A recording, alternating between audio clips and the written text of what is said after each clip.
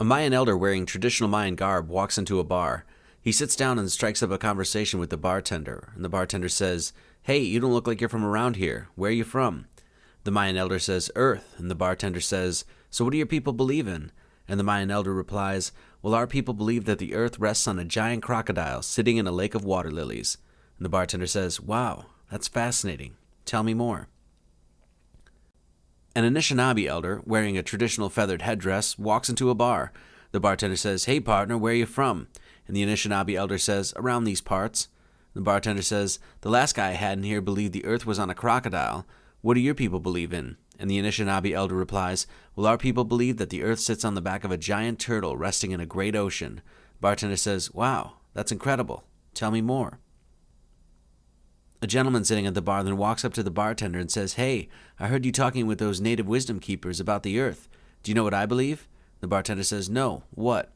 The bar patron says, "I believe that the earth is flat." The bartender says, "The earth is a ball, you idiot.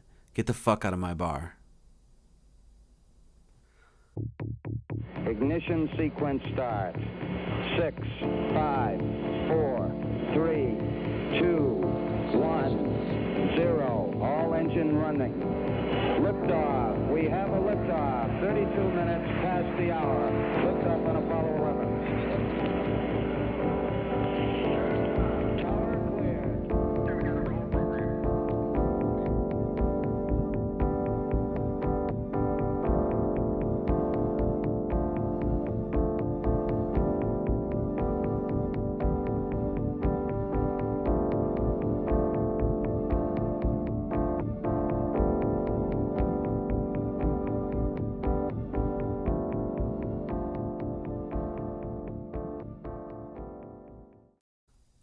Welcome, everyone. For those of you who are not familiar with the work I do, feel free to check out my YouTube channel, Marty Leeds 33, or my main site, martyleeds33.com. On my YouTube page, I have a folder entitled Begin Here if you want to further your exploration into the worlds of gematria, symbolism, numerology, mysticism, theology, and more. No real worries if you are not aware of what it is I do, as I won't be doing too much numeric work in this video. But if you are wondering what all that weird math is that occasionally pops up, well, there's your answer. The following video is for educational purposes only. For those of you that might not be aware, and for a select few of you this may actually come as quite a shock, but there is a heated debate going on currently with an exponentially growing group of people who believe, and many who are absolutely convinced, that the earth is flat. There are literally hundreds of thousands of people who are exploring the notion that this Mother Earth that we live on does not revolve around the sun and is in fact a motionless flat plane, and the stars, sun, and moon, literally the entirety of the cosmos, revolve around the Earth, a model called geocentrism. A majority of these folk are very dedicated to their cause and are making their case with passion and gusto.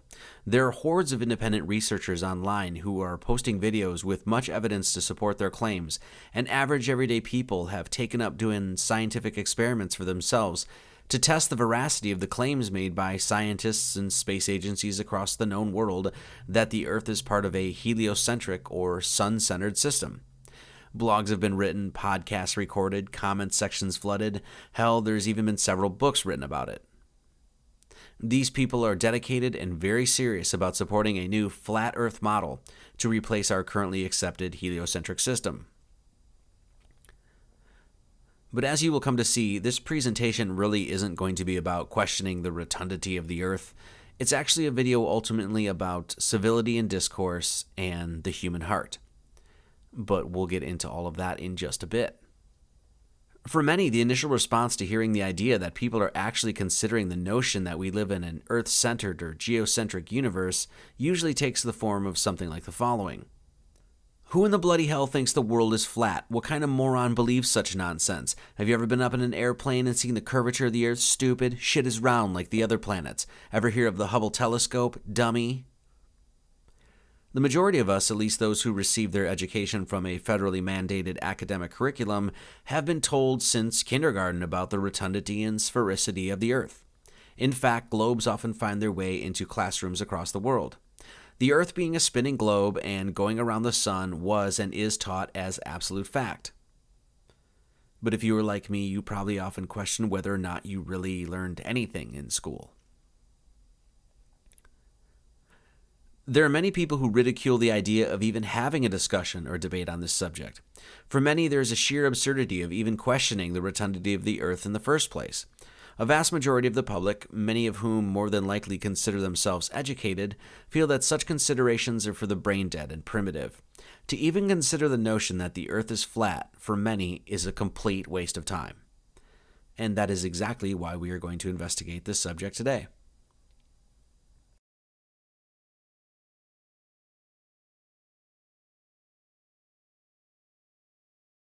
Is there any great flaw or fault in restating our assumptions and clarifying with scientific precision the things that we have come to know to be quote-unquote true and without question? What is so wrong with critically examining fundamental and widely accepted ideas about such things as the shape of the Earth and the nature of the system that we reside in? How often have we ever even considered questioning the celestial mechanics of the world in which we live? Are we supposed to take at face value the promulgations made by governments and self-proclaimed authorities of science, informing us about the heavens above? If you were like me, you take to heart what the great George Carlin said about governments. How much does the average person even know about the movements of the planets, the sun, the moon, and the Earth? Quite some time ago, as I first started exploring the flat Earth model, I posted something on my Facebook account asking my friends a simple question, and it was essentially this: does the moon rotate on its axis?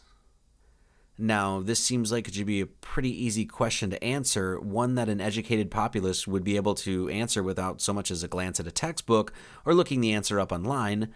But funny enough, the answers in the comments section varied so wildly and so completely that it made me realize that most people are going through life clinging, sometimes desperately, to models, ideas, and paradigms that they really know nothing about. And this is a serious problem. So what do we do about this problem?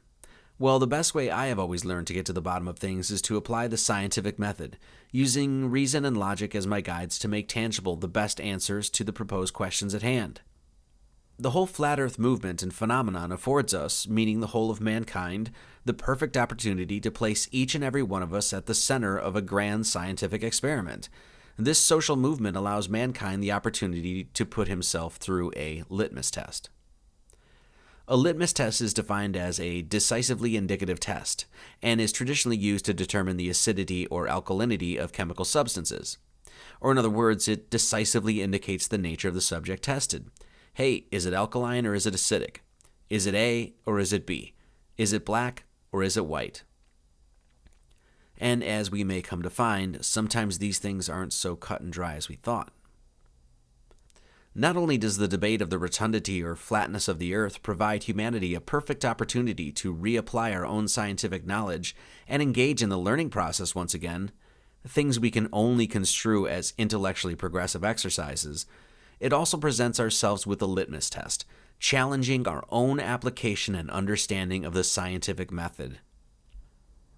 Our litmus test will be A. Are we using the scientific method, not relying on preconception or bias to arrive at our conclusions? Or B. Have we failed at such a noble objective? And let us make no mistake about it, the pursuit of science is not relegated to the universities and institutions of higher learning. Science, by definition, is the intellectual and practical activity encompassing the systematic study of the structure and behavior of the physical and natural world through observation and experiment. Anyone can make those observations and experiments. Science is a method of investigation, not a set of beliefs. Science is not monopolized by governmental institutions and by men in white lab coats. Science belongs in the hands of each and every human being on this earth, regardless of what anyone says. First of all, if you're a fucking guy that's making YouTube videos about the Earth being flat, that shit isn't research. It's just not. It's not. You're not a scientist. You're not wearing a lab coat. You don't work for a major university. Just because you're some fucking jack-off alone in your room obsessing about nonsense, that's not research.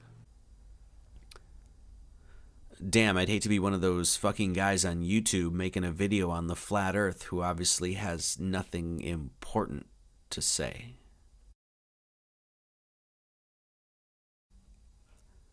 The fact is, science and its basic methods are easy to follow and abide by.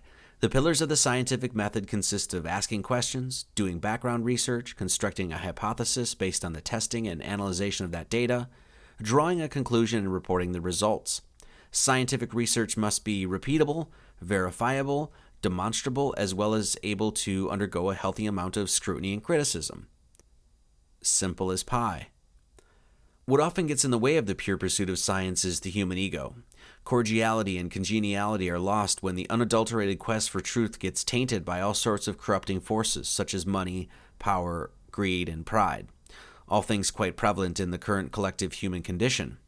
We must always keep emblazoned in our minds the understanding that ridicule, belittlement, derision, disparaging and derogatory remarks, ad hominem attacks, and the like have no place within scientific inquiry, nor in social civility. In the noble pursuit of science, if one attacks another for simply making an inquiry or asking a question, you can be sure that that individual is not, in any way, shape, or form, engaging in the scientific method. Period.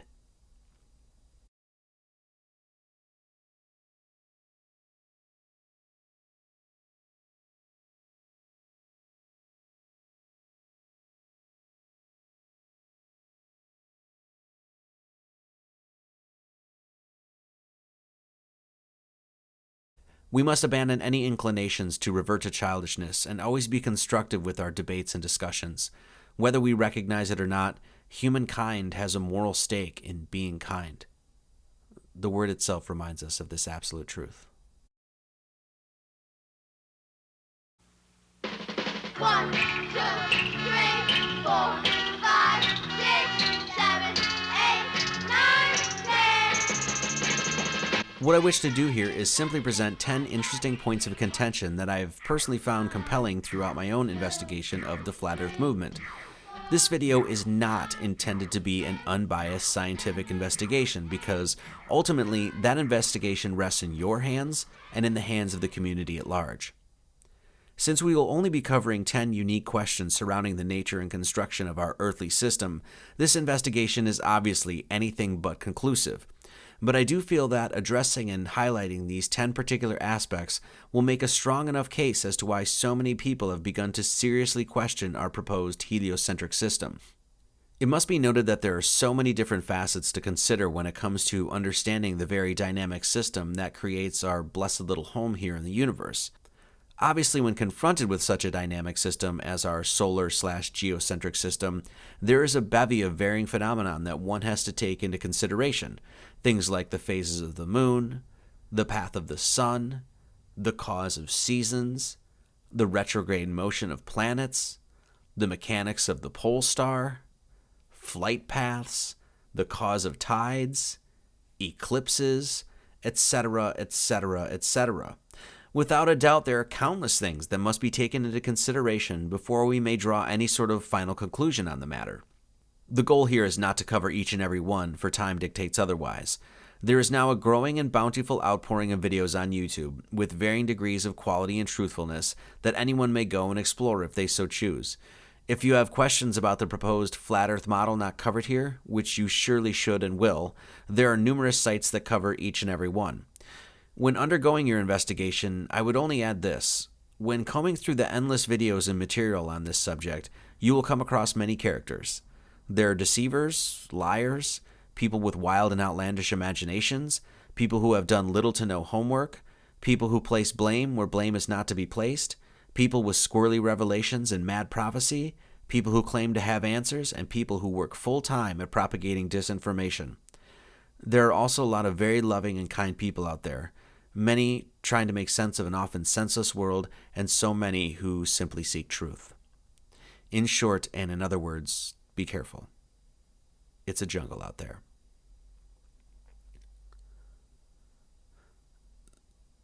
The 10 different topics I personally found compelling and the ones we will be examining in this video are the following. Number 1, the model, heliocentric and geocentric. Though there are many other systems other than these two that have been purported throughout time, such as simulation theory, concave Earth, etc., we are going to be looking at these two particular ones exclusively because of the fact that we have been taught the heliocentric model and the flat Earth movement has caught the most steam recently.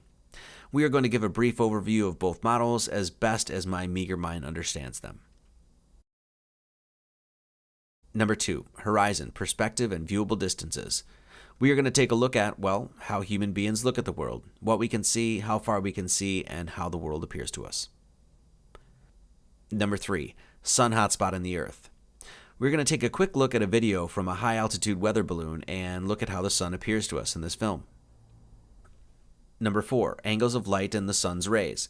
We're going to take a look at the rays of the sun and the claim that the sun is 93 million miles away. Number 5, NASA and the space agencies of the world. We are going to examine 2 short videos supposedly taken of the Earth from space, provided by the Japanese Aerospace Exploration Agency and the National Aeronautics Space Administration. Number 6, the sun and the moon. We are going to take a short scroll through the myriad questions surrounding the relationship between these 2 heavenly bodies and our Mother Earth. Number 7, proof of the Earth's spin. We're going to ask the question, can we determine from our position on Earth that the Earth spins at roughly 1,000 miles an hour? Number 8, the existence of gravity. We're going to watch a university professor explain how the gravitational constant was discovered and take a look into what is known as the Cavendish experiment. Number 9, an analysis of a time-lapse video of the sun. We are going to watch a brief video showing a time-lapse of the sun and analyze what we are seeing. Number 10, the astrolabe. The astrolabe is an ancient astronomical computer, and we are going to take a look at its functionality today. Okay, so here we go. Number 1, the model, heliocentric or geocentric. What I'm going to try to do here is present very succinctly the general outline and model for both the heliocentric and geocentric systems, again, as best as I understand them.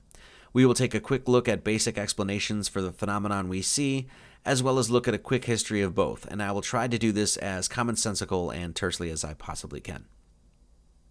So the first model we intend to investigate is the heliocentric system, the system that we have all come to know and the one that we learned about in our state-run educational curriculum. In the heliocentric system, the sun, or Helios, resides at the center of the system, with that sun flying through space at nearly 500,000 miles an hour, or 483 miles per hour to be more precise. The Earth, one of the planets in an entire system of planets, revolves around the sun at roughly 67,000 miles per hour, in a large orbit taking 365.24 days to complete. This elliptical orbit around the sun finds the Earth 93 million miles away from the sun in summer, and 3 million miles closer to the sun, or 90 million miles away during winter, a fairly counterintuitive phenomenon called aphelion and perihelion. The band of stars that we see overhead at night is called the Milky Way galaxy, and is the spiral galaxy that our solar system is a very minute part of. The stars we see in the night sky are millions of light years away, a light year being the measure of time it would take light to reach a destination. Our galaxy is just one of literally trillions of galaxies that exist in the ever-expanding universe, giving rise to the notion and statistical probability that Earth, and the life that exists upon it, though unique in its own way, is probably nothing special, as there are many solar systems and many Earth-like planets out in the heavens. The Earth itself is an oblate spheroid, tilted at 23.4 degrees and rotates counterclockwise on its axis to the tune of roughly 1,000 miles an hour at the equator. This rotation is said to cause day and night. The moon rotates around the Earth, with the moon itself rotating on its own axis.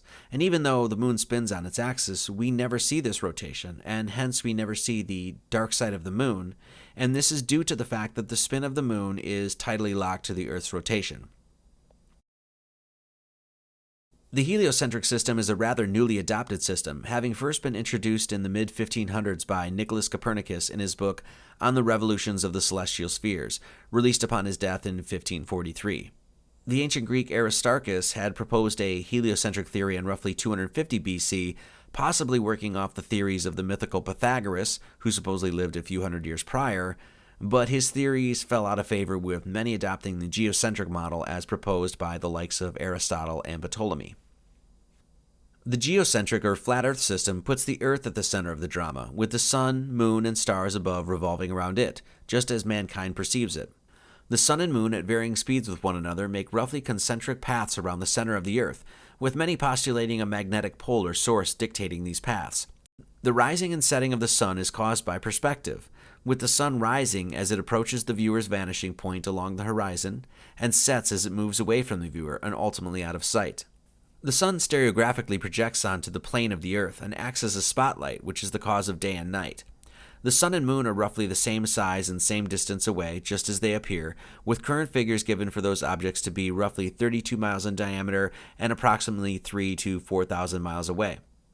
The moon, like the sun, is its own light source, and the phases of the moon are more than likely caused by the moon itself, and not by reflected light from the sun, as understood in the heliocentric model. The Earth is stationary, and the stars in the heavens revolve around the Earth, hence why the pole star, or Polaris, always remains visible no matter what season it is on the Earth. The Earth has a central pole, being the North Pole, with the southern magnetism being attributed to an ice wall or shelf surrounding and holding in the oceans, what is deemed Antarctica on the globular model. Many flat Earth proponents point out the fact that Antarctica is essentially off limits to independent investigations due to the Antarctic Treaty of 1961, signed jointly by many of the most powerful nations in the world. The flat Earth model has no need for gravity or stars billions of light years away because the stars are close and contained within the Earth-sky system. Relativity also becomes irrelevant because there is indeed an up and indeed a down, just as we experience here on Earth. There are several members of the geocentric community that make it a point to note and clarify that they do not necessarily believe that the Earth is not a sphere, but rather that the flat landmass that mankind stands on is not wrapped on the outside of the sphere, but instead a flat plane existing within a sphere, much like you would see in a snow globe. Many flat earthers postulate a literal firmament or dome that contains the heavens above, which parallels and is in accord with many different mythologies and religious scriptures. The flat earth model has been in existence for thousands of years, has been adopted the world over by Mayan, Hindu, Jain, Buddhist, Egyptian, Norse, Native American, Chinese, and numerous other cultures. Both the Holy Bible and the Quran seem to strongly suggest a flat earth cosmogony. The previous is, as already stated, a very brief and abridged explanation of both models, as best as I can understand them, and further exploration and research is encouraged by those who may be unfamiliar with the inner workings of each one. Ultimately, when undergoing our own hands-on scientific investigation into this subject, when presented with particular questions about the mechanics of these models, if we are to uphold the grand pillars of the scientific method, we should simply provide the most concise explanation to the queries. As we move on, and as you move on with your own investigation, the question that you should always hold in the back of your mind is simply, as a heliocentrist, how do I explain this? As a geocentrist, how do I explain this? And hell, if you're a Mayan elder, you should probably explain how all of this looks from the back of a crocodile. Okay, let's move on. Number 2, horizon perspective and viewable distances. The horizon from our perspective, 360 degrees all the way around, always appears flat. No matter how high you climb in elevation, the horizon will always rise up and be level with your eyes. High-altitude balloons have traveled upwards of 33 miles in elevation, and when the curvature of the camera lens, usually a GoPro fisheye lens, is accounted for, which changes the horizon line from convex to concave to flat as it bounces, we find that the horizon remains completely flat and no curvature is ever seen. How can this phenomenon be best explained? The flat Earth model explains this by the fact that the Earth is a plane, not a planet, and therefore what is viewed with the eye is consistent with the actual flat, extended plane on which we live. The best explanation from those in the heliocentric camp explain this occurrence by the fact that no one has just gotten high enough in elevation to see the curvature, due to the immensity of the Earth. The horizon only looks flat because we are seeing a very small portion of the massive Earth. Pics from NASA and other space agencies also show the curvature of the Earth as well. Personally, I must say that, though the heliocentric explanation at first hand may seem plausible, it is not consistent with the math as given to us by spherical geometry. People all over the world, myself included, have reported seeing distances that, according to the basic mathematics of a sphere that has an equator of roughly 25,000 miles or so, should just not be visible. Objects 20, 30, 60 miles away and further have been spotted, many of which at sea level, that just should not be seen according to the math. Ships that have supposedly sailed over the curvature of the Earth, when zoomed in with a telephoto lens, can clearly be seen, which is completely inconsistent with the heliocentric or globular Earth perspective. Number 3. Sun hotspot on the Earth. In this very popular video that has made its way around the Flat Earth community, a high-altitude balloon was sent up by the company Dogcam Sport to shoot footage of the Earth in an effort to promote their online camera company. As far as I am aware, this video is real and is not fabricated whatsoever. We can clearly see in one part of the footage that the sun makes a hotspot on the Earth. The question this video poses is, if the sun is 93 million miles away from the Earth as claimed by modern astronomers, then how in the world is the sun creating a singular, circular, very clear hotspot on the Earth? The Flat Earth proponents explain this simply by saying the sun is not 93 million miles away. It is actually rather close, and so this phenomenon we see makes perfect sense. If the sun is 93 million miles away, then the rays that would reach the Earth would engulf the Earth equally and be parallel to one another, as shown in this graphic. Though I've looked fairly extensively for an answer to this anomaly by the globe Earth proponents, I have yet to find one that is personally satisfactory. Number 4. Angles of light in the sun's rays. In this picture we see the rays of the sun bursting through the clouds, and it is very easy to see that the rays converge to a point that seems to exist just beyond the clouds. Many people experience this phenomenon every single day, and I must say that personally it is quite a beautiful and magical sight. We must conclude that if the sun is 93 million miles away, the rays that would reach the Earth at a 90-degree angle, with all rays parallel to one another, as just mentioned. The Flat Earth community explains this occurrence by the fact that the sun is close to the Earth, once again roughly 3,000 or so miles away, and the viewable light is converging directly back to the sun itself. The only answer I have found that describes this phenomenon by the globe Earth theorists is that the sun's rays are reflecting off the various layers of the Earth's atmosphere, with those layers being the exosphere, thermosphere, mesosphere, stratosphere, and troposphere. The light rays, once they reach the Earth, are dispersed, which is caused by light refraction, or the bending of a wave when it enters a medium where its speed is different. I take issue with this explanation personally because if such were true, should we not see divergent rays all over the sky instead of this phenomenon simply happening locally? Number 5. NASA and the space agencies of the world. For this one, we are going to ask one simple question. Can NASA and the numerous other space agencies of the world be trusted when it comes to the information that they provide? Most news programs, media outlets, and your average everyday nightly news-watching citizen will accept without question or controversy the claims made by any and all of these space organizations. Images and data sent from the New Horizons satellite floating towards Pluto billions of miles away, the Curiosity rover on Mars picking up samples of the Martian surface, the Hubble telescope snapping pictures and videos of quasars, pulsars, nebula, etc., all throughout the universe. Assertions of water on the moon and other Earth-like planets existing all over the cosmos, all of these claims are usually taken at face value without any serious investigative team ever questioning their scientific legitimacy, or demanding verifiable proof for the information offered as absolute fact. Average everyday people don't often ask questions like, hey, how does the International Space Station handle traveling speeds of 17,500 miles an hour around the Earth in the thermosphere that is said to reach temperatures of 3,600 degrees Fahrenheit? How does the International Space Station ground itself without ever touching ground, as it continually builds up a static electric charge cruising around the Earth? How does the Cassini satellite cruise through the rings of Saturn unscathed, while we are told that the rings of Saturn are made of billions of pieces of ice, dust, and rocks, some as small as a grain of salt, while others as big as houses? It is questions like these, along with so many others, that have many people in the Flat Earth movement doubting the whole 9 yards. I will be playing 2 quick videos. The first one is provided by the folks at the National Aeronautics and Space Administration and is a supposed shot of the dark side of the moon as it passes before Earth in a roughly 25-hour period. The second one was released by the Japanese Space Agency and is supposed to be a video taken of Earth rotating in space. Let us take a look at the first video. This video is said to have been taken by a satellite floating somewhere around 1 million miles from Earth.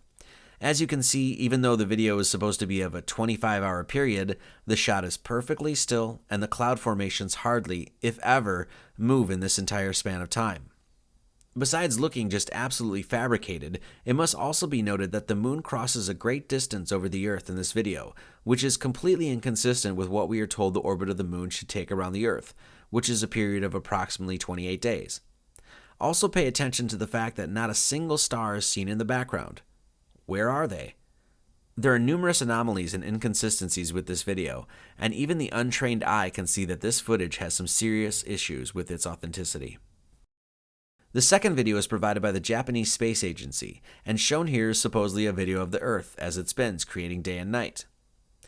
If you take notice, the camera is once again perfectly still, not a nudge, shake, bump, or shift in the viewpoint, which in itself seems completely illogical considering that this was supposed to have been taken from a weather satellite drifting in orbit in the vacuum and infinitude of space.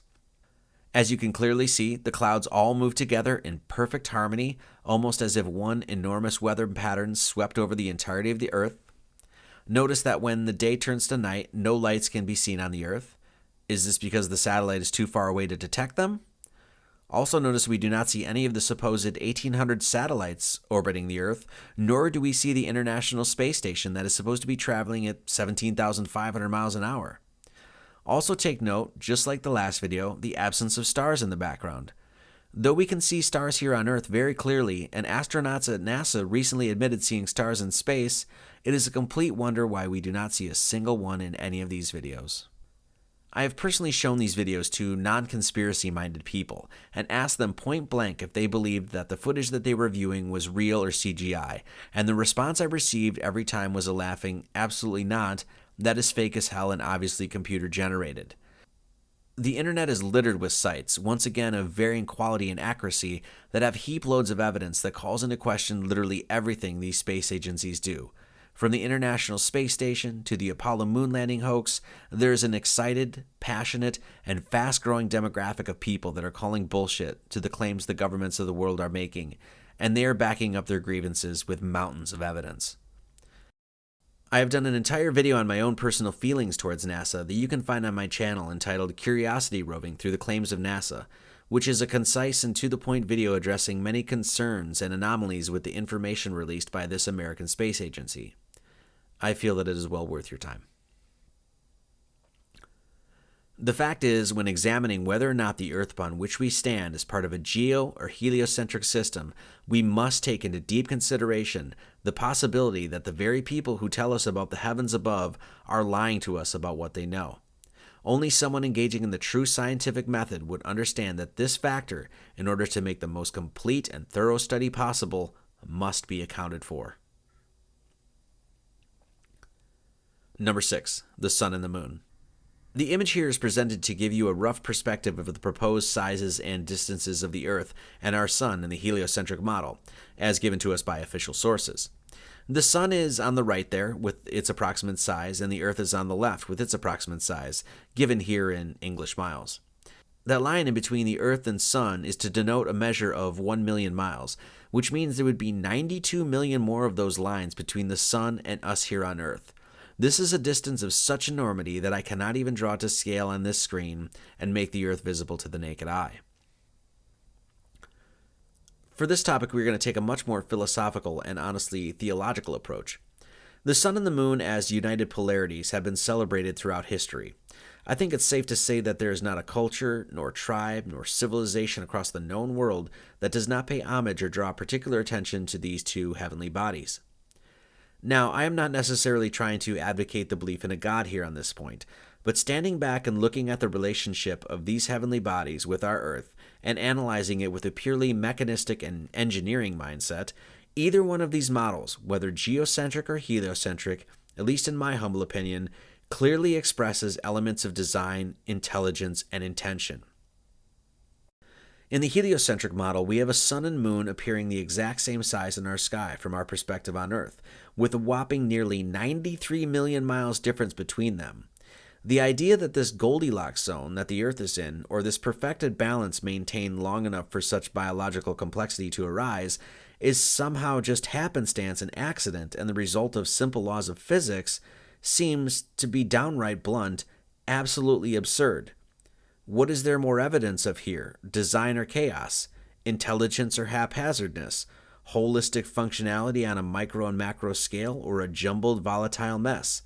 If you were in Vegas and you had to bet the farm on whether or not such a perfect, exquisite equilibrium between the sun and the moon was created with A. Intelligent design, or B. Consciousless randomness, what would you choose?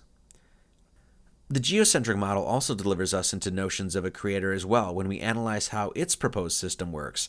A flat plane with a possible dome overhead encasing the landmass, a sort of terrarium, if you will, that within it has two spheres or disks rotating around it, creating a cycle in which life may continually flourish and then pass away, not to mention the entirety of the stars above rotating around this whole thing. I mean, how are we supposed to imagine this as accident? Like I said, I'm not trying to convince you of anything here, but to me, it's hard to imagine, whatever model we use to explain our world, that there is not intelligence at work here. How can man, as an intelligent animal, somehow use his intelligence to come to the conclusion that the nature that he was born from is unintelligent? That seems like really, really bad logic.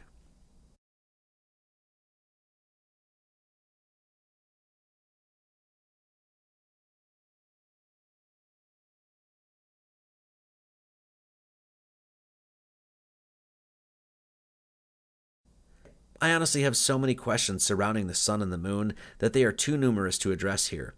I will say this, though. Understanding their beauty is simple. To rest on my poetic laurels here, no matter what model we use, and no matter how the mechanics of these objects ultimately plays out, the sun and the moon to me are declarations of cosmic grace. To track the phases of the moon and the cycle of the sun requires no telescope nor complex mathematics. It just simply requires you to look up into the sky every day and every evening. Number 7, the spin of the Earth. The question is, can we tell if the Earth, from our perspective, is spinning or not? Can we somehow detect, calculate, and measure from where you and I stand the supposed spin of the Earth? Now, the Flat Earth community claims that the Earth is motionless and still, and that no motion of the Earth can ever be detected because, by fact, there is none. Many even go so far to say that without the information from the government space agencies of the world, a person cannot even prove himself that the Earth somehow encircles the sun. This quote from Albert Einstein on the spin of the Earth sums up our question pretty nicely. The struggle so violent in the early days of science between the views of Ptolemy and Copernicus would then be quite meaningless. Either coordinate system would be used with equal justification. The two sentences, the sun is at rest and the earth moves, or the sun moves and the earth is at rest, would simply mean two different conventions concerning two different coordinate systems. Besides images from the space agencies of the world, the heliocentric proponents often point to the Foucault pendulum for evidence of spin. Here's a quick video explaining how the Foucault pendulum works.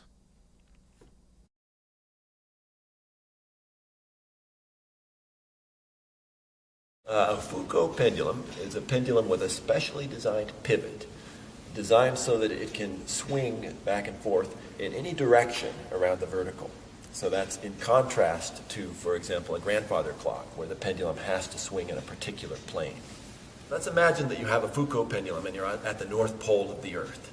When you set the pendulum swinging, you determine a plane in which the pendulum is swinging. And that plane is fixed. So as the Earth rotates underneath the plane of the pendulum swinging. And so if you now go back and imagine that you're standing on the Earth, you see the plane of the pendulum rotate every 24 hours. Now as you go to lower latitudes away from the North Pole, the time that it takes the plane of the pendulum to rotate around lengthens. And in fact, at the equator, the plane doesn't rotate at all. At the latitude of Hanover, it takes 35 hours for the plane to rotate. So if you look at this pendulum here, if we look at it a few minutes from now, we won't even be able to detect that the plane of the pendulum swing has changed. But if you come back in an hour, you will definitely see that it's moved a little bit. And if you come back in 9 hours, this plane of this pendulum here will have rotated by 90 degrees, a very distinct change that you can easily see. The design of the Foucault pendulum is fairly simple. The pendulum is a heavy mass on the end of a very long chain, suspended so it can swing freely in any direction. And through this simple system, it is said that we are able to measure the rotation of the Earth.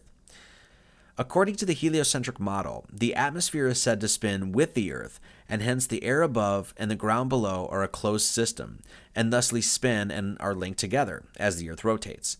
This science is well substantiated within the physics community, and this quote-unquote fact is not questioned. The entire mechanism in science behind the Foucault pendulum is based on the fact that the Earth spins below the pendulum and the pendulum continues independently to spin on its own plane. The functionality of this machine flies directly in the face and is a complete contradiction to what is offered up in modern physics.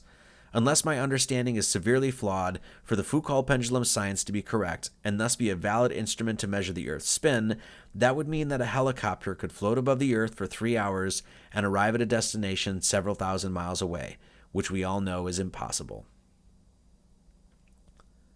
Foucault pendulums are working in science museums across the world.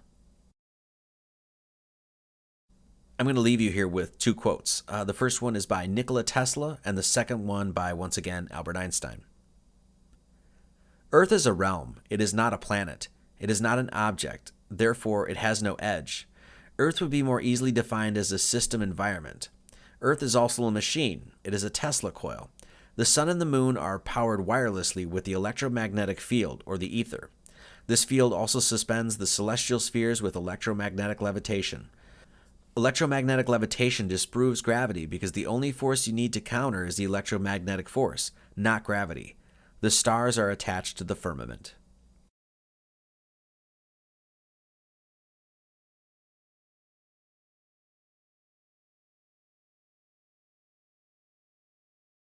Question: have you ever felt the Earth spin?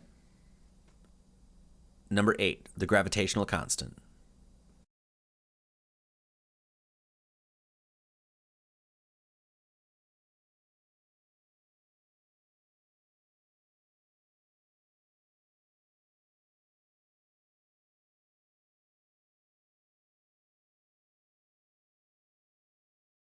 Gravity, the force that draws everything towards one another. The formulation of the theory of gravity was brought forward by scientist, alchemist, Kabbalist, and philosopher Isaac Newton. Sir Isaac Newton, as Wikipedia states, is widely recognized as one of the most influential scientists of all time and is a key figure in the scientific revolution. His book Principia Mathematica, or the Mathematical Principles of Natural Philosophy, first published in 1687, laid the foundation for classical mechanics. The gravitational constant itself was not calculated or determined until the late 19th century, done so by a scientist named Henry Cavendish. I'm going to let this university professor give you a quick background into the history of Mr. Henry Cavendish and his experiment to find the gravitational constant, or Big G. One of my favourite scientists is Henry Cavendish. Even though he was part of the rich Dukes of Devonshire, that family, and incredibly rich, he went to Cambridge to study natural sciences, or natural philosophy as it's called. But he had a very curious condition in that he could hardly talk to anybody. So when it came to his Viva exam after 3 years of study, he fled Cambridge rather than sit in front of the examiners because he was petrified of them. This is not the normal sort of person. He couldn't talk to most people. He couldn't talk to women at all. His housekeeper would get a recipe for something or other, and he'd say, no, lamb tonight, leg of lamb, and leave a note for her. He wouldn't say it, he'd write it. He would dine in the evening with his friends, and he would talk to them, but if he didn't know somebody, and you wanted to ask him a question, apparently you had to go to the Royal Society and he would be in the room and you'd address the room this question about physics and you postulate, and if he felt in the mood he would reply to the room. He was a very strange man. He did most of the experiments quietly on his own, keeping his notebooks, and it was only after his death and a persuasive campaign by Clerk Maxwell, the famous Maxwell of Maxwell's equations from Cambridge University, that he actually got the notebooks from the estate of the Dukes of Devonshire and discovered after the event that Cavendish had discovered the unit of capacitance, discovered dielectric constants, he discovered Dalton's law of partial pressures, he discovered or written about Coulomb's law, all before these guys had done it and just left it unpublished in his notebooks. Towards the end of his life, he did a crucial experiment, which is represented by these lead balls. He lived in Clapham Common, which is nowadays a very poor part of London, but there it was quite fashionable. And he built his own place. His library he built somewhere else because he didn't want anybody borrowing his books from his house. Otherwise, he would have to ask the book back and he didn't want to talk to them. So his library was 4 miles away. At the back of it, he had a big garden shed, which might seem like the size of my house. And in it, he had 2 lead balls, like this, suspended from the ceiling. Only this is not to scale. This is, lead balls. Now, the real problem is that he wanted to measure the attraction between 2 objects due to gravity. In other words, there's a gravitational attraction between you and me, or between me and this lead ball. So he had to be a long way away to look at the experiment, otherwise he'd interfere with it. So he had an aperture, a place where he looked through, and he put a telescope out there, and he stood outside in all weathers, and he was in his 60s doing this, staring through the window to take his measurements over a year. There's another set of lead balls inside there. This experiment really is very difficult to get to work, and a technician has sawed it apart because he got so frustrated. And then right in the middle there's a bit of glass, there's a mirror which should be suspended from a torsion wire. So you'd set it up like this in his shed, and you put it like that, and this lead ball would attract that lead ball, and this lead ball would attract this one. And so it would be pushed a little bit this way and twist the wire, and that would be pushed a little bit that way. And the wire would twist, and as the wire twists, the mirror, which is dangling in there, would twist a little bit, and light which comes in would be reflected off at a slightly different angle. And all he had to do was measure the angle. He then had to move it the other way round. Oh, he didn't move this bit. He moved the lead balls round so that you had an equal and opposite effect on the other side. So instead of you'd have that configuration. He had this is a very complicated technical thing for the time. 18th century we're talking about, and he put that way round, and then it was pushed the other way, and you could then see the displacement. Moreover, you could measure the period of oscillation of this, and from that get all the properties of the wire, the torsional constant. And that enabled him to measure big G, the gravitational constant, to an accuracy of 1%. And nobody improved on that for 100 years. He didn't describe it as that. He described it as though he was weighing the Earth. He was calculating the mass of the Earth, so that when you're attracted to the Earth through gravity, it's the product of the mass of the Earth, this big gravitational constant, divided by r squared, the radius of the Earth squared, which we normally know as acceleration due to gravity. And that quantity is essentially big G, and he measured it. Wikipedia tells us that the Cavendish experiment was the first experiment to measure the force of gravity between masses in the laboratory, and the first to yield accurate values for the gravitational constant. This experiment, and the constant derived from it, has laid the foundation for all the current science and theoretical physics dominating the intellectual landscape of today. The entirety of modern physics, in essence, is anchored, one way or another, on the gravitational constant. Big G is used to measure the weight of galaxies and planetary bodies. It is even used theoretically to calculate the very instance of the birth of the universe. In fact, CERN, or the Large Hadron Collider, is a multi-billion-dollar particle accelerator built underground on the border of Switzerland and France that is said to simulate the conditions at the moment of the Big Bang, which is the currently accepted cosmological creation story dominating the minds of modern physicists. It is quite remarkable that all of modern physics is based on an experiment that is not continually being tested and retested to authenticate its veracity. Should there not be a continual Cavendish experiment being conducted to make absolutely sure that this experiment is concrete enough to establish such a fundamental in physics? If investors and governments are willing to spend billions and billions of dollars on CERN, why doesn't modern physics demand such money and focus go to verify one of its fundamental laws? I'm going to leave you with this very illuminating quote about the Cavendish experiment, and this comes from a gentleman named Miles Mathis at milesmathis.com. The Cavendish experiment is routinely included in a short list of the greatest or most elegant experiments ever done. Like all of the other existing dogma, it has surrounded itself with a nearly impenetrable slag heap of boasting and idolatry, most, if not all of, sloppy and unanalyzed. This was true even before the internet arose, but now it is true to the nth degree. Like everything else, the Cavendish experiment has added to its armor 1,000 Wikipedia-like entries and glosses by 1,000 mid-level physics professors. Of the many thousand recent reruns of the experiment, not one appears to have begun with any level of skepticism. Not one is actually set up to test or extend the experiment. Not one starts with the assumption that Cavendish might have been wrong. Despite the stated sacred nature of the scientific method, actually having an open mind about any standard model theory now appears to be equivalent to heresy or sacrilege. Number 9, an analysis of a time-lapse video of the sun.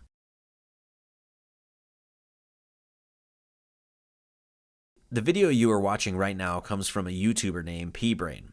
The crux of this gentleman's video is aimed at explaining how the path of the sun through our skies, including sunrise and sunset, can be easily determined by simply understanding the laws of perspective, as well as the orbit that the sun takes around the center of the Earth, as understood in the geocentric model.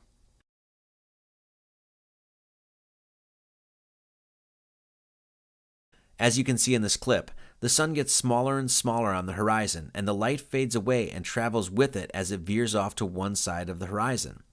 Flat Earth proponents claim that this is exactly what the sun does in a flat Earth model, and further, if we are to assume that the sun is 93 million miles away, the idea of attributing this phenomenon to the turning of a sphere at such vast distances does not really seem to make logical sense, since from whatever longitude and latitude we are in, the sun should fade evenly across the horizon. This video from the International Space Station shows this phenomenon from space. As you can clearly see, the sun fades evenly across the horizon. I only want to touch on this point here and direct you to this perspective for further investigation, because if you have not approached this model before, it is extremely beneficial to understand it from this viewpoint. Though this is not necessarily an endorsement to this particular man's work, I would highly recommend watching a few of the videos he has put together.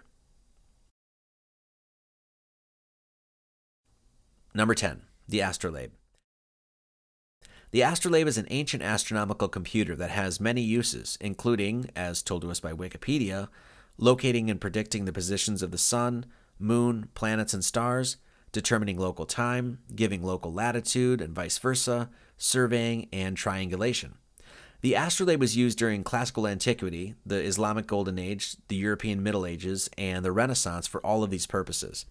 The early astrolabe was supposedly invented by Apollonius of Pergam around 220 BCE, which means that the astrolabe has been prevalent throughout history for over 2,000 years.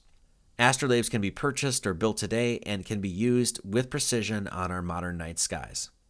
We are going to watch a brief clip from a video given at a TED conference about the astrolabe, its history, uses, and functionality.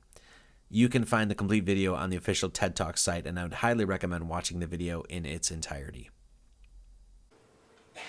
So an astrolabe is relatively unknown in today's world, but at the time, in the 13th century, it was the gadget of the day. It was the world's first popular computer, and it was a device that, in fact, is a model of the sky. So the different parts of the astrolabe in this particular type, the rete corresponds to the position of the stars, the plate corresponds to a coordinate system, and the mater has some scales and puts it all together. If you were an educated child, you would know how to not only use the astrolabe, you would also know how to make an astrolabe. And we know this because the first treatise on the astrolabe, the first technical manual in the English language, was written by Geoffrey Chaucer. Yes, that Geoffrey Chaucer in 1391 to his little Lewis, his 11-year-old son. And in this book, little Lewis would know the big idea. And the central idea that makes this computer work is this thing called stereographic projection. And basically the concept is, how do you represent the three-dimensional image of the night sky that surrounds us onto a flat, portable two-dimensional surface? The idea is actually relatively simple. Imagine that the Earth is at the center of the universe, and surrounding it is the sky projected onto a sphere. Each point on the surface of the sphere is mapped through the bottom pole onto a flat surface where it's then recorded. So the North Star corresponds to the center of the device. The ecliptic, which is the path of the sun, moon, and planets, correspond to an offset circle. The bright stars correspond to little daggers on the rete, and the altitude corresponds to the plate system. Now, the real genius of the astrolabe is not just the projection. The real genius is that it brings together two coordinate systems so they fit perfectly. There's the position of the sun, moon, and planets on the movable rete, and then there's their location on the sky as seen from a certain latitude on the back plate. So that's just one use. It's incredible. There's probably 350, 400 uses. In fact, there's a text that has over 1,000 uses of this first computer. On the back, there's scales and measurements for terrestrial navigation. You can survey with it. The city of Baghdad was surveyed with it. It could be used for calculating mathematical equations of all different types, and it would take a full university course to illustrate it. The astrolabe is a computer, a calculator, a perfect measuring mechanism based on a geocentric, stationary model of the Earth. This piece of artistic and scientific brilliance needs no accolade, nor pomp or circumstance to announce its own craftsmanship, for its modern-day workability itself proves the genius of its design. A very profound question we must ask ourselves is, if the Sun is traveling at roughly 500,000 miles an hour, and the Earth rotates around it at roughly 66,000 miles an hour, how is it even possible to map and track the same set of stars for thousands of years?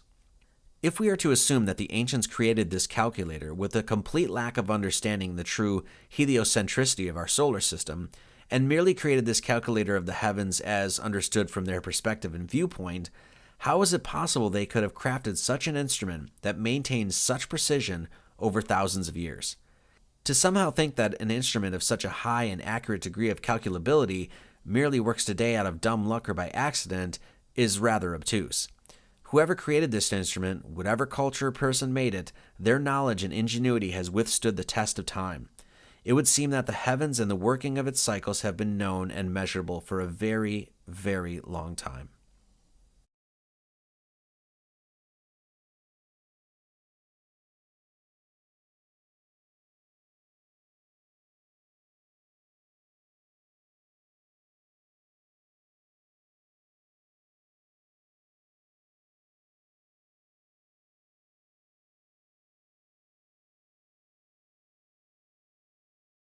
On my now retired podcast, the Marty Leeds Mathematical Radio Hour, I got the chance to speak with John Major Jenkins.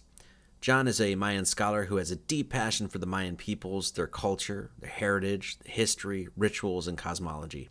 John has done unparalleled, extensive, and exhaustive work reconstructing the ancient Mayan cosmology. The ancient Mayans held the belief that the Earth was a flat plane having four corners, a general theme and concept shared by many other cultures throughout time, and they also mythologized that the Earth rested on the back of a crocodile that swam in a pool of water lilies.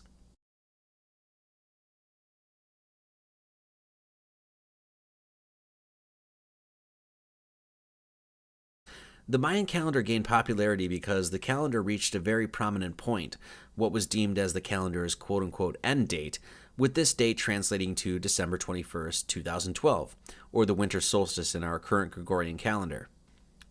This quote-unquote end date of the calendar was no more of an end date than when the clock on the wall reaches noon and the clock starts its cycle over again. According to an immense number of traditional Mayan scholars, prophecy revealed that the time period that we currently live in would be a time of great change and transformation. Now, many people probably remember the hoopla, hype, and propaganda surrounding the whole 2012 meme and the supposed end-of-the-world scenarios repeated exhaustively on news channels, books, and podcasts, and internet sites across the world. There was even a blockbuster Hollywood movie starring John Cusack about 2012. To be clear, there never was any Mayan doomsday prophecy. No Mayan pole shift. No Mayan apocalypse scenario. None whatsoever. Nope. Just the scattered artifacts of a civilization with a superb mathematical and astronomical understanding of the cycles of time. The Mayans' true teachings about this time period was and is something that John Major Jenkins always clearly expressed and echoed throughout his lectures and writings. John was always well-reasoned and very clear about his attitude towards the intellectually deficient ballyhoo surrounding 2012. The prophecy of the Mayan wisdom keepers exclaimed that the conclusion of what is known as the 13 Baktun cycle, the time period around 2012, would be a time of great awakening, with this period including a 72-year variance around the alignment. The elders never claimed that anything would particularly happen on the date of December 21st, 2012. They just believed that the particular celestial alignment of the sun rising in the dark rift of the Milky Way galaxy was the marking of a great transition and a great change of ages for mankind. The Mayans calculated changes through a very complex and dynamic system of calendars that related and linked astronomical changes in the heavens to those here on Earth. In sacred traditions, the heavens and the earth were linked, and so what was happening above was intimately linked to what was happening below. This astronomical alignment of the December 21st solstice sun rising in the center of the dark rift of the Milky Way has a whole new added weight when the geocentricity of our Earth is taken into serious consideration. The ability to track and calculate perfectly vast cycles of time, thousands upon thousands of years, makes a whole lot more sense when you understand that the Earth below you is stationary. We all must stop for a moment and take note of what is currently happening within the psychic weather of our time. Say what you will, the fact is there's a great awakening happening right now in mankind's collective consciousness. Masses of people, in an almost desperate attempt to find answers to the world around them, are starting to shun their long-held faith in belief structures, operating systems, and organizations they have been born and raised into. Mankind is once again coming to know himself and the world around him. Within even the last 15 to 20 years, especially with the creation of the internet, millions upon millions of people are now exploring the occult sciences like never before. Even within the last 5 years of my life, I have seen an enormous upsurge of interest in subjects like lost civilizations, alchemy, sacred geometry, Kabbalah, mythology, archaeoastronomy, astrology, conspiracy, secret societies, symbolism. The list goes on and on and on. We live in an age where the esoteric arts are starting to take center stage in people's explorations, investigations, and examinations of the world they live in. This awakening is something that has been ramping up for quite some time now. And this shift that is happening right now, at least according to the unparalleled mathematical and astronomical minds of the Mayans, was calculated a very long time ago and was written in the stars. Though I have no idea how John Major Jenkins feels about the concept of the Earth being flat, I must say it would be hard to argue that if there is any validity to what the Mayan elders were saying, and we are indeed living in a time of great transition, there can be no doubt that the Flat Earth movement is certainly going to play an enormous part of this supposed prophesized shift. Or not.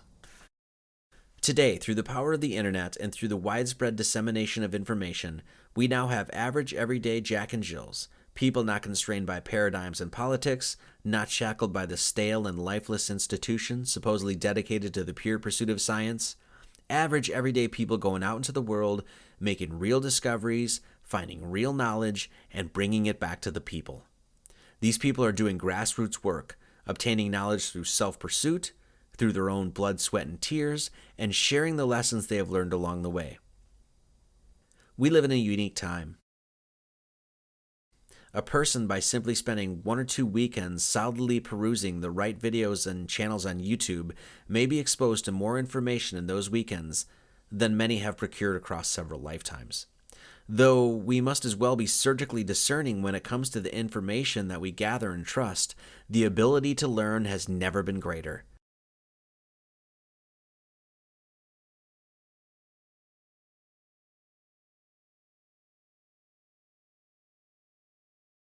We should be grateful we live in a time that the great book of occult knowledge is being opened wide by so many scholars, researchers, and seekers who pursue their interests for no other reason than the great and undying passion they have for truth.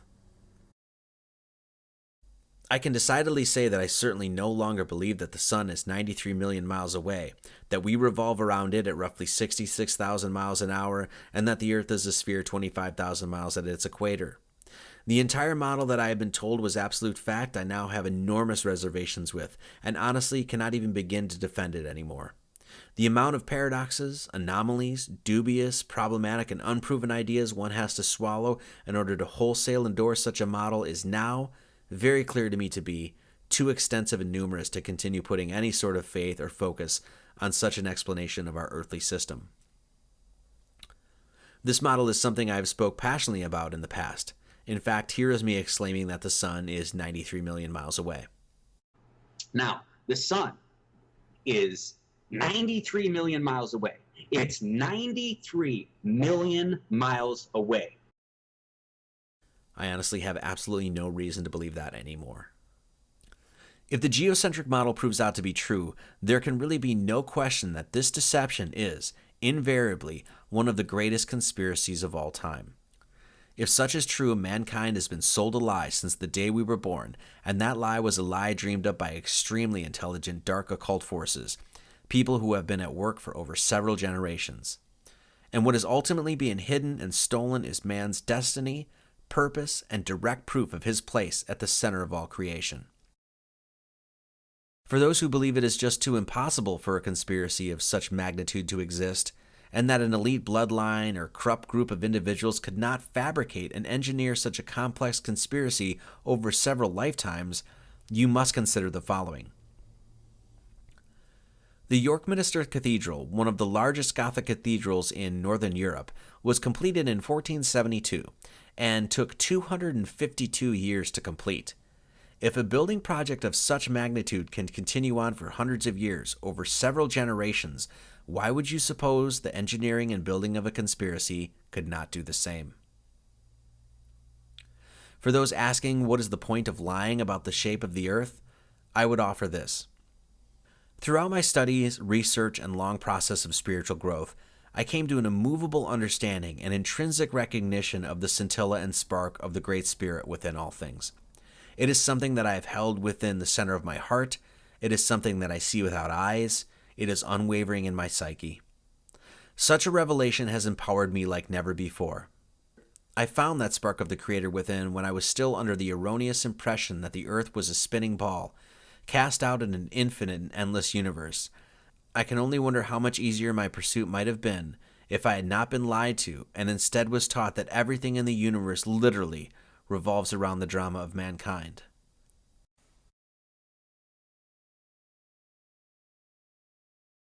If I would have been taught that the earth is the center of everything, I can only imagine it would have been that much easier to find the center of myself.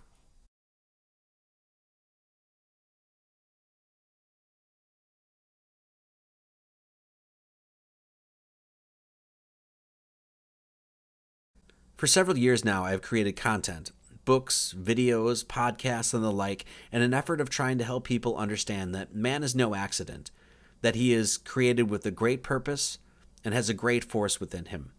I've tried to teach and express passionately how the work of a grand architect is all around us and can be recognized and understood, and that this all-unifying force, with all of its mighty wisdom, has put mankind central to the entire mystery. Now, to get people's attention to understand some of the subjects I talk about can often be tricky. Gematria, symbolism, numerology, these are all subjects that from the outset can seem pretty difficult to grasp. But when you tell somebody that they've been told their whole life that they live on a ball and that they don't really live on a ball, well, that is a talking point that can get someone's attention real quick. And how one deals with that situation after getting someone's attention is where the human heart comes into play.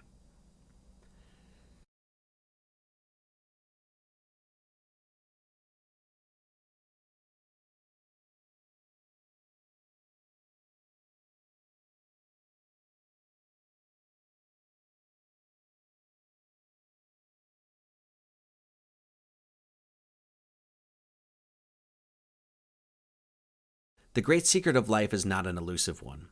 Everyone knows it well, for it is lodged deep within our chests, and our inner voice reminds us of it all the time. This dimension we inhabit is a moral dimension. Existence itself delivers us into a gradation of experience that includes intense pain and evil and immense joy and love. And man, maneuvering through this oft-perceived madness, regularly finds himself rejoicing in sin and agonized by love. We are given great highs and great lows, and our ultimate task is to navigate through these oceanic swells, anchoring every decision and every action with the goodness of our hearts. What is the purpose of life? What is the meaning of existence? What on earth are we doing here?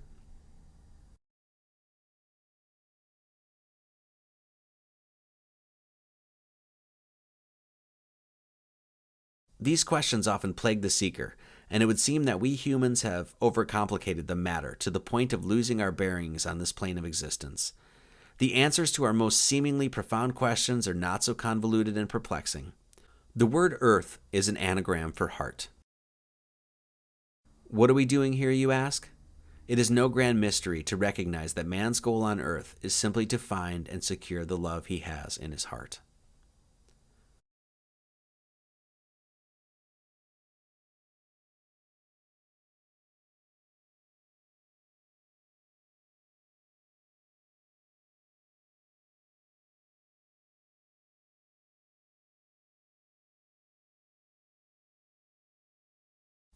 The crux of Egyptian philosophical thought, secured within the Book of Going Forth by Day, was centered on the human heart.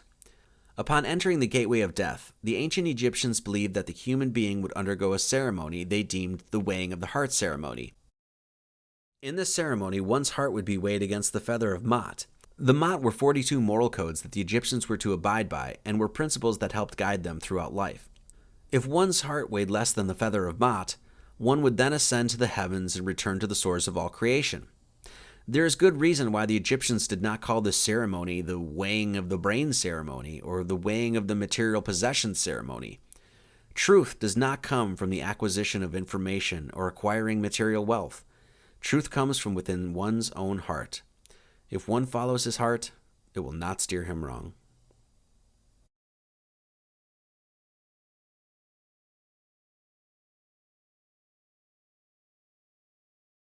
For all you English gematria hounds out there, the weighing of the heart ceremony equals 132, and there are 42 principles of Ma'at, the very feather that is weighed upon the scales.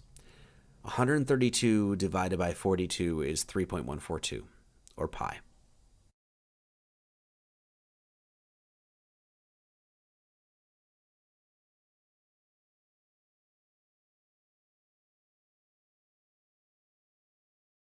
This Mother Earth is a moral dimension. Mankind's litmus test is a litmus test of his heart. It is a test of his morality.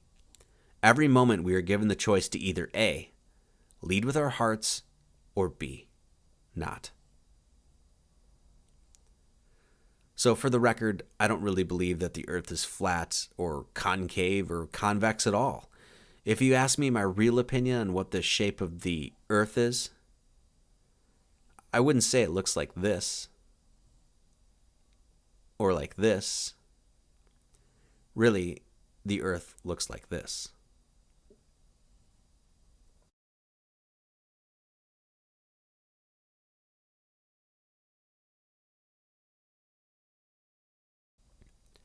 Nah, I'm just kidding. Shit's flat as fuck. Much love to all.